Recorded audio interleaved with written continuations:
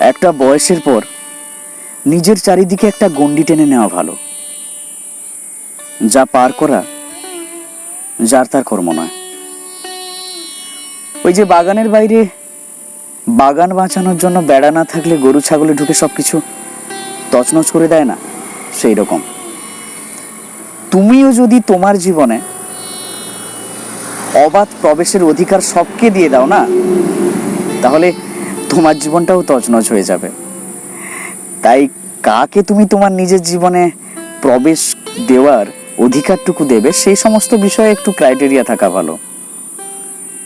মিশবে সবার সাথে, কিন্তু কারোর জীবনের সঙ্গে নিজেকে জড়াবে না। কেউ জড়াতে চাইলেও জড়িয়ে যেতে নেই। আসলে তোমার এফোর্ট, তোমার প্রায়োরিটি, তোমার ভালোবাসা, তোমার সঙ্গ তা এমনি এমনি পাওয়ার জিনিস নয়। লোকের কাছে এতটাও সহজলভ্য বানিয়ে তুলো না নিজেকে।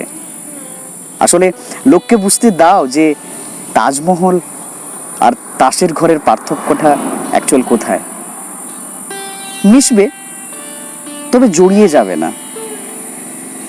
যে মানুষের চিন্তাধারা, যে মানুষের ব্যক্তিত্ব তোমাকে টানে, তোমার ভালো লাগে, তার সঙ্গে মেশো।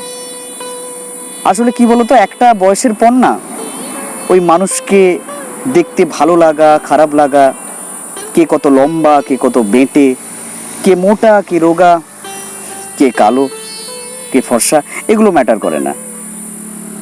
তখন আমরা বয়স বাড়ার সাথে সাথে ব্যক্তিত্বের প্রেমে পড়তে থাকি।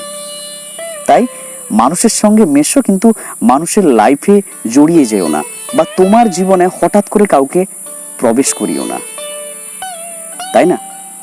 এতে হয় কি, হয়তো তোমার জীবনে খুব কম সংখ্যক মানুষ থাকবে, কিন্তু ভালো থাকবে।